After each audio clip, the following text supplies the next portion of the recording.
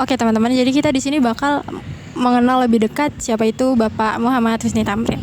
Pertama, beliau dilahirkan pada tanggal 16 Februari tahun 1894 di daerah Sawah Besar. Lalu beliau memiliki orang tua yang bernama ayahnya Tabri Muhammad Tamrin. Ayahnya adalah seorang wedana di Batavia pada zaman dahulu. Terus Bapak Muhammad Husni Tamrin ini dikenal sebagai orang yang tidak sombong, meskipun bapaknya itu seorang wedana gitu ya.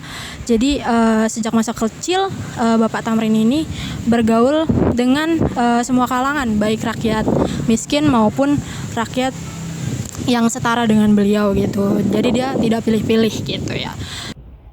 Oke, selanjutnya Bapak Muhammad Husni Tamrin juga sempat bekerja di maskapai perkapalan Belanda, yaitu Koninklijk Paketvaart Maatschappij yang sekarang namanya menjadi Pelni. Terus Bapak Muhammad Husni Tamrin itu dikenal juga orang yang suka membantu rakyat-rakyat kecil gitu ya.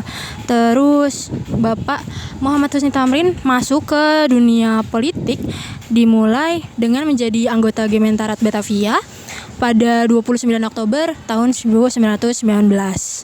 Kemudian pada tanggal 16 Mei tahun 1927 beliau menjadi anggota Volksraad atau Dewan Rakyat. Beliau wafat pada 11 Januari 1941 dan diberi gelar Pahlawan Nasional pada 28 Juli 1960 dengan Kepres nomor 175 tahun 1960.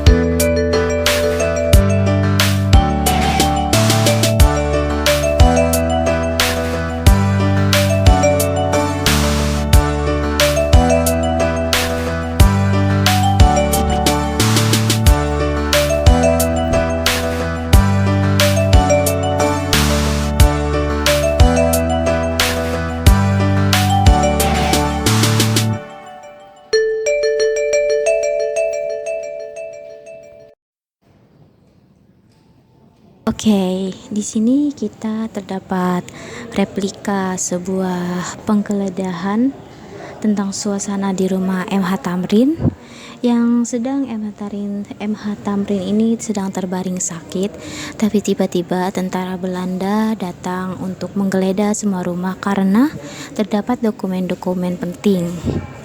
Dan MH Tamrin juga ditahan sama PID, yaitu pimpinan kolonial Belanda. Jadi tanpa seizin PID ini MH Tamrin tidak boleh keluar. Oke, sekian.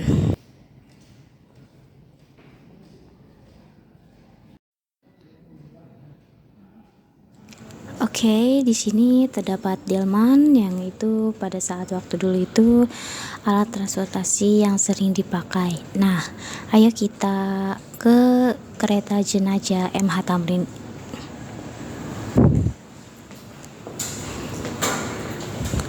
Nah, di sini yaitu adalah kereta jenazah MH Tamrin.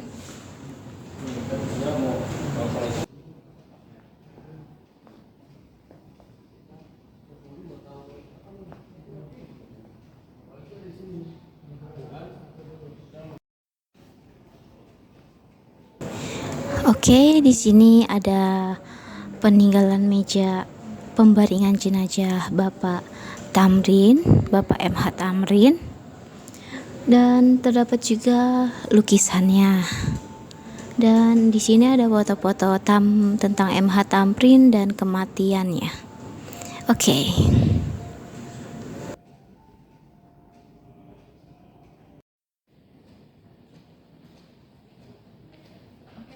Oke, teman-teman, jadi kita udah ada di dalam museum MH Tamrin. Nah, di sini terdapat replika pada saat rapat Gementerat atau Dewan Kota Praja Batavia yang kini disebut Jakarta gitu ya. Terus di sini tampak Bapak Muhammad Husni Tamrin yang sedang menyampaikan gagasannya untuk perbaikan kampung dan penyediaan air bersih gitu, teman-teman. Kita lanjut ke tempat berikutnya.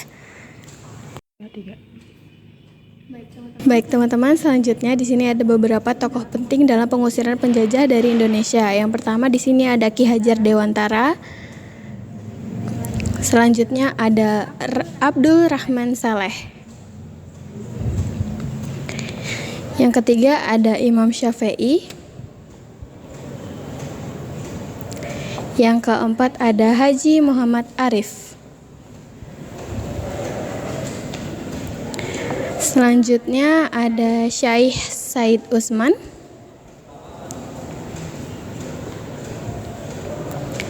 Lalu ada Haji Nur Ali.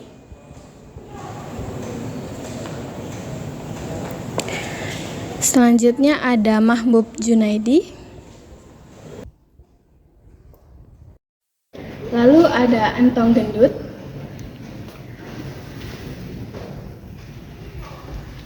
Dan yang terakhir ada Ismail Marzuki.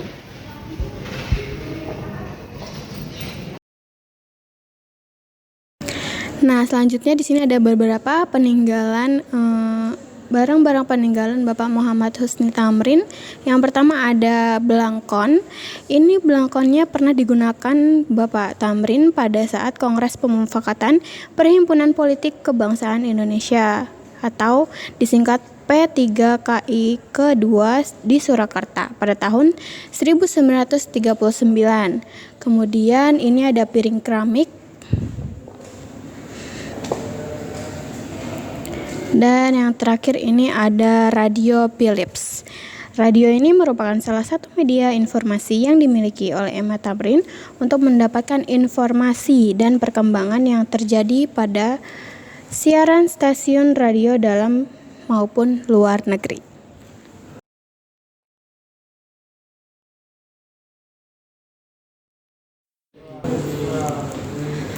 Oke, teman-teman, jadi kita lanjut ke koleksi berikutnya, yaitu ada replika notasi dan ada replika biola milik Bapak WR Supratman. Maaf. R. Supratman. Di sini terdapat replika notasi.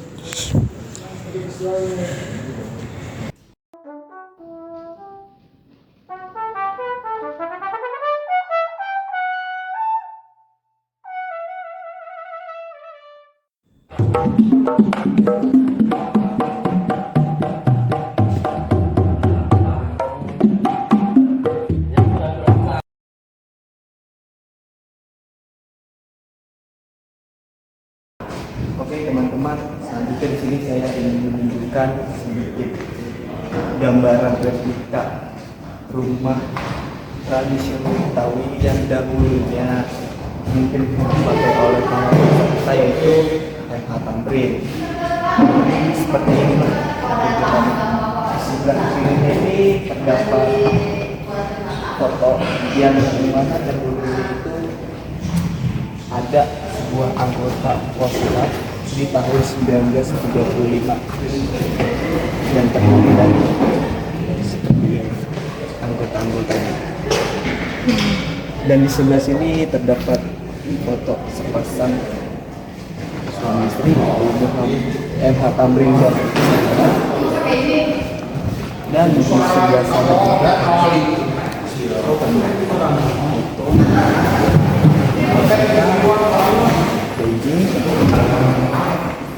dan terakhir ada bentuk foto, yaitu gedung KPM yang didirikan tahun 19.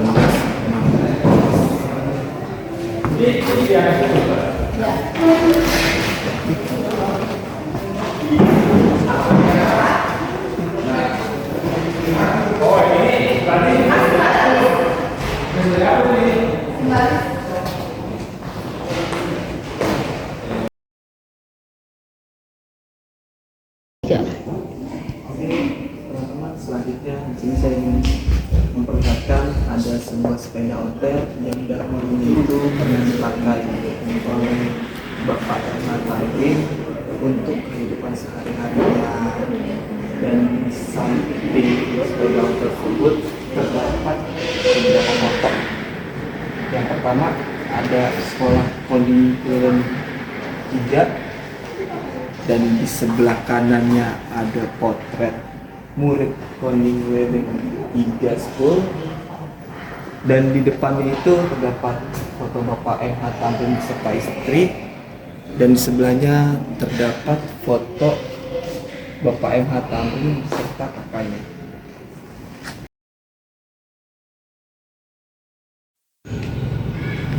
Satu, dua, tiga. Baik, di sini saya akan menjelaskan bagaimana sejarah gedung Museum MH Tamrin ini. Bangunan ini dibangun pada awal abad ke-20 dengan gaya Indis kolonial.